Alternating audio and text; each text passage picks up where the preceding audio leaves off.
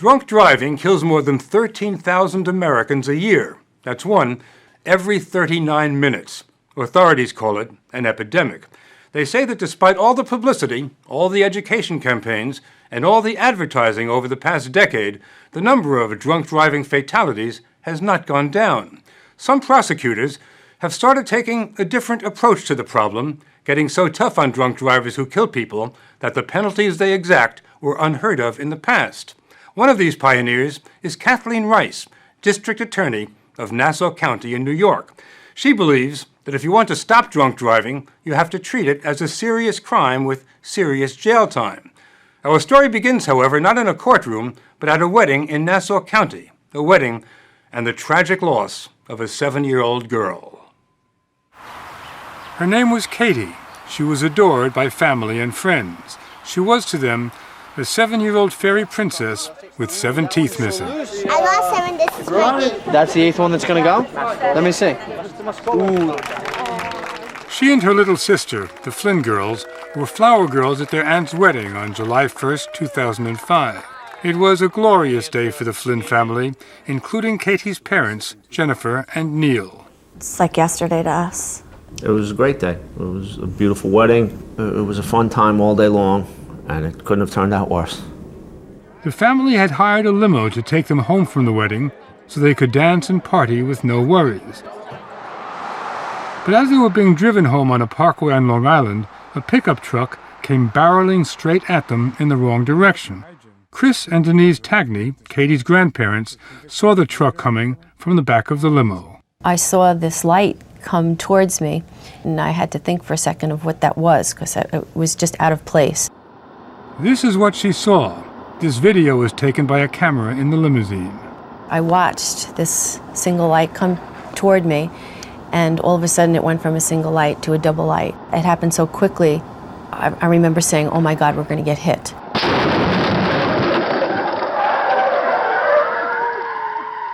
Nassau Police Emergency. There's a huge accident on the Meadowbrook Parkway. It's really, really bad. Okay. They got hit with incredible force. Both cars were totally destroyed, but that was the least of it. Stanley Rabinowitz, the limo driver, was killed instantly. The limousine was so mangled that members of the Flynn family had to be cut out of the wreckage. Virtually everyone suffered severe, life-threatening injuries. And then there was Katie. The first thing I heard was my wife screaming, "Neil, Katie's dead." And I kept saying, "No, she can't be dead. She's just got to be hurt real bad." But I didn't know what Jen was looking at, what Jen saw. I reached for Kate, and she was on the floor, and all that was left of Kate Marie was her head that I was able to take. Martin Hygen, a 24-year-old insurance salesman, was driving the pickup truck. He suffered minor injuries. He had a blood alcohol content over 3 times the legal limit. On the night of the Flynn's wedding, Hygen was drinking at a friend's party in this house on Long Island. His friends told him not to drive. He did anyway, for about 3 miles, the wrong way on the parkway, before slamming into the Flynn's limousine and tearing their lives apart. The sadness and despair that is with me every day, I can't even put into words. I relive the crash. I think about it every day. I have nightmares about it every night. And I live my life without my daughter because of it. One of the compelling things about this case is that it really ripped the mask off drunk driving.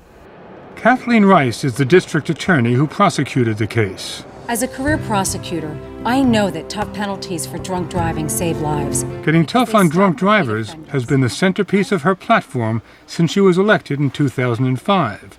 This case showed why. A 7-year-old girl is beheaded. The driver of the car is crushed to death. I think too many people think about drunk driving crashes, or accidents as people like to call them, as, driving off the road or rolling through a red light. These crimes are incredibly violent. Katie Flynn's funeral attracted more than 1,000 people. Her death, along with that of Stanley Rabinowitz, became rallying points for the campaign to crack down on drunk driving. Martin Hygen was arrested and charged not with manslaughter, meaning accidental killing, as is customary in drunk driving fatalities, but with a more severe charge of murder. That hardly ever happens in America. Why did Hygen fit as a murder case? The statute under which he was charged required us to prove that through his actions, he had a completely depraved indifference to human life. Hygen was charged with murder by depraved indifference, she says, because he acted so recklessly others were likely to die. His actions made the deaths of Katie Flynn and Stanley Rabinowitz inevitable. It was as inevitable as taking a gun and firing it at an individual who's standing 5 feet away from you. You really believe that? I do believe that. I do. Hygen hired lawyer Stephen LaMagna to defend him. What was your reaction when you heard that Hygen was being charged with murder? I could recall saying to myself, they're not going there. They're not charging a vehicular homicide with murder with a life sentence as if he's Jeffrey Dahmer or John Gotti. Murder in our society and in every state in the Union is relegated to the most dangerous, cold-blooded killers. Not for young men like Martin Hygen, he says, a recent college graduate who had no previous convictions of any kind. If he'd been charged with manslaughter, not murder, he'd have been facing a possible sentence of probation to 15 years. Murder carries a mandatory penalty of 15 to life. Too much, says LaMagna, for a young man who never intended to kill anyone. Are we as a society ready to water down what murder is and turn our sons and daughters into murderers who go out and drink and drive and cause a fatal accident? No matter how tragic these cases are, and they truly are, they're an unintentional act that was caused by the alcohol. But for the alcohol, this wouldn't have happened. Can you imagine if the law allowed Mr. Hygen to say, wait, but I was drunk, so I shouldn't be responsible? What kind of lawlessness would you have if intoxication excused that kind of behavior? Rice says she is pushing for tough sentences because nothing else is working. In spite of sobriety checkpoints like this, a recent study by the federal government showed that 15% of adult drivers actually admitted to driving under the influence at least once in the past year. All you have to do is just place the mouthpiece in your mouth and blow through it until I tell you to stop. And when it comes to recent high school graduates, the study from Duke University says that 10% of them admitted to drinking and driving within 2 weeks of being questioned. Do you think that charging someone who's driving drunk and kill someone with murder is a deterrent? Anything that makes someone think before they make the bad decision to drink and get behind the wheel of the car, that's going to be a deterrent. Rice says people drink and drive because they're not afraid of the law. They think they can get away with it. And until recently, the penalties were not all that severe, even when fatalities were involved. It's been less than a decade since some maverick prosecutors have pushed for serious prison time. Even today, the sentences will vary wildly from state to state, from probation to life in prison. Right in Nassau County, police officer Danielle Baymack was drunk when she went driving with a friend. She crashed her car, and her friend Marlene Rivera, a fellow police officer, was killed. Baymack plea bargained with the judge, bypassing Kathleen Rice altogether. She got just 1 year. Got nothing to say to you, man. In Los Angeles, actor Lane Garrison was one of the stars in the TV show Prison Break. He took 3 teenagers for a drunken ride in Beverly Hills. He smashed into a tree, killing 17-year-old Vaughn Setien and injuring 2 high school girls. His case went to trial. It's not a minor traffic collision. He was speeding, changing lanes, and couldn't make the turn. Garrison Sentence, 3 years, 4 months. The prosecutor was angry that Garrison didn't get more time. Katie Flynn's family is angry about all the light sentences being handed out. Her grandfather, who was in the car that night, almost died in the crash. They asked me if I would like last rites. And the priest That priest gave me last rites.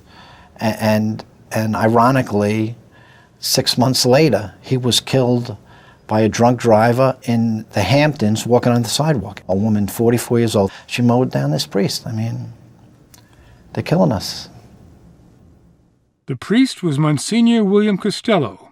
Karen Fisher, a repeat offender, was charged with manslaughter and is serving 4 to 12 years in prison. Is it difficult sometimes to obtain harsh sentences because so many people on a jury have at one time or another driven when they shouldn't have? I think there is a lot of identification with the drunk driver, almost too much.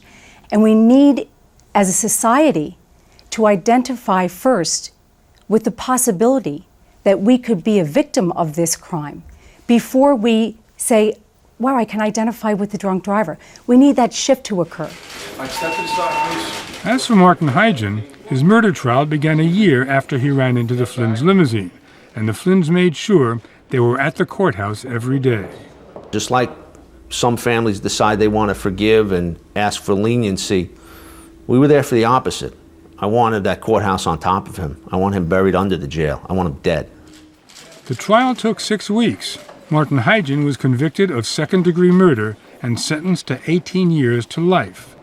The verdict sealed Rice's reputation as a leader in the campaign against drunk driving, and she has continued on the warpath. She pushed for and got new legislation passed in New York, making it easier to get long sentences for drunk drivers who kill. Your DA, Kathleen Rice.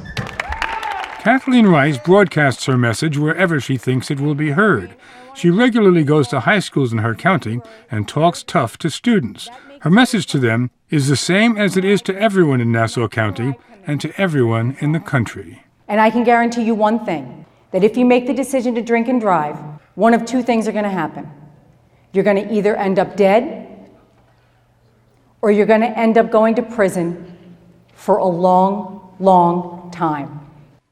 Martin Hygen's case is under appeal, which he says is why he declined to talk to us. Meanwhile, District Attorney Rice prosecuted the case of another drunk driver who killed someone. He was also convicted of depraved indifference murder and got 25 years to life.